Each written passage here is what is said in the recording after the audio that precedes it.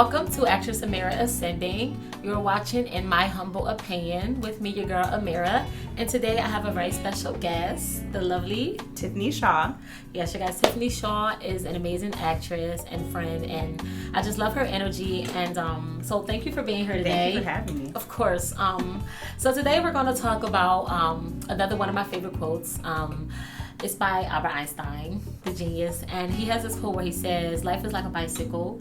In order to keep balance, you have to keep moving forward," which I agree with completely. But I think there's this other aspect to that metaphor that isn't often explored. That when you're learning to ride a bike, you're bound to fall at least once. You know, no matter how good you are at it, initially you're going to fall.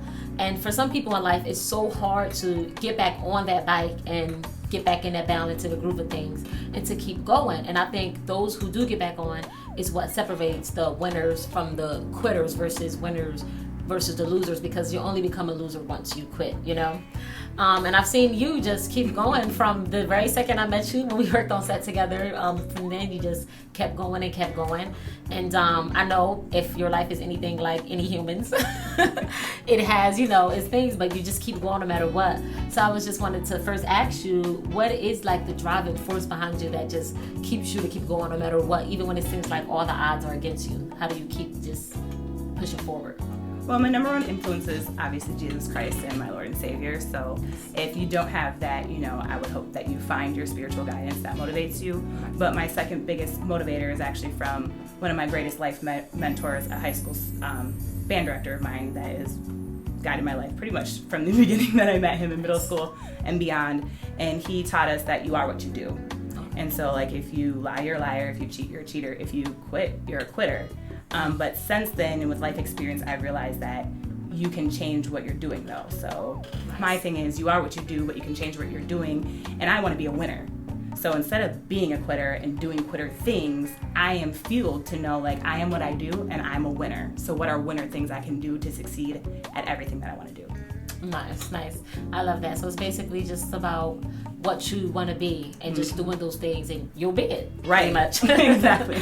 Okay, so I know that, with everything or any accomplishment or, beneficial paradigm, there's obstacles within and without. So what was one of the number one obstacles that there were for you in accepting or, getting into the mentality of a winner?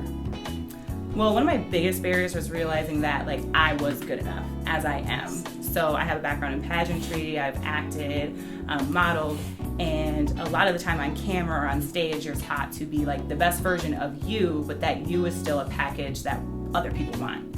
And the number one thing that I realized in being successful is that I kept getting feedback that people liked me for me, and I wasn't used to that. We're so used to being, what people tell us to be, and so just accepting that my success was really based on the greatest version of who I was and I had to learn who that was.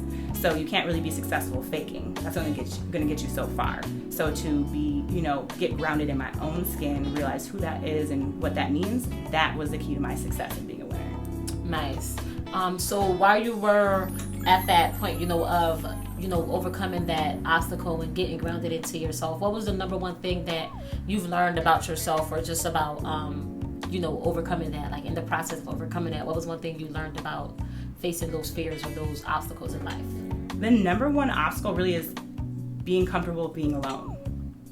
Especially if you're going to be successful, no matter what you're trying to do, you're going to be that one person that's not doing what everybody else is doing. Right. So being comfortable being by myself, going to shows by myself, going to classes by myself, watching movies by myself, getting really comfortable and being alone and being you. You're not going to always have a friend who wants to do that thing with you. You're not always going to have a partner, a life partner, a spouse, or whoever who wants to join you in that thing. So just really being comfortable being alone and being different.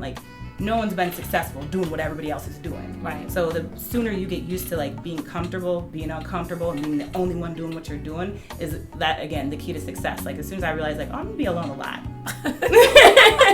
I'm okay as long as I'm cool, knowing I'm the only one really doing it the way I'm doing it and the way that I'm meant to do it. Things just really started happening, and I became a lot happier doing what I was supposed to be doing to be successful.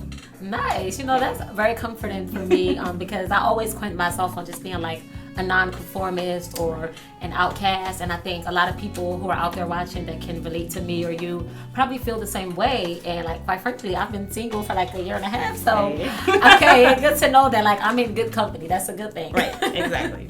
Okay, so for those people who do feel like, you know, like you said, you are what you do, but you can change what you're doing. I love that, by the way. That's going to be like one of my new mottos. But so for those people who feel like they have been doing quitter things, quote unquote, or they have adopted this paradigm of a quitter, what is the very next step? Because I'm always big on like baby steps, because you know you can see the big picture, but it's like, okay, what is the step to that step, you know? So what is the next step that you think they could take towards becoming a winner or doing winner things, of just, you know, not being a quitter or not having that paradigm anymore about themselves? The number one way to like stop being a quitter and start, you know, taking action steps towards accomplishing whatever goal it is. It could be a weight loss goal, it could be a career goal, whatever education goal is, you have to stop blaming other people. Like you only have control over what you can do, and it's the most uncomfortable part to take ownership of what you've either been doing wrong or you could do different. It's easy to be like, so and so stopped me from doing that, they didn't give me that scholarship, they didn't give me that job. Okay, you don't have control over that. What do you have control over? And so step one in being successful and to change from being a quitter is self-reflection. What can you take responsibility of? What can I do different? And that's the most uncomfortable part. But if you can do that, you're already on your way to being successful. Nice. Thank you. Thank you. You know what? You made me feel so good today because number one, I've been spending a lot of time alone and just getting comfortable with that, like you said. And then B, I am very self-reflective. So that's good to know that, you know, because sometimes I feel like, am I being too hard on myself or am I being, you know, critical? But I'm glad I got that confirmation, you know, that it's important that you are that way. And thank you so much for being here today. No problem. And for sharing that insight. Yes, of course. And thank you all for tuning in to my humble opinion, and actressamiraascendant.com. I hope you all took some very valuable insight, and if you have been feeling like a quitter or adopted that paradigm, I hope that you learned something from Miss Tiffany Shaw here and are on your way to becoming a winner from this moment on. Walk with me. Remember, you can always connect with me on Twitter, Instagram, and Facebook at Actress Amira. And you can also leave a comment down below. I always love to hear back from you guys. And remember, please subscribe.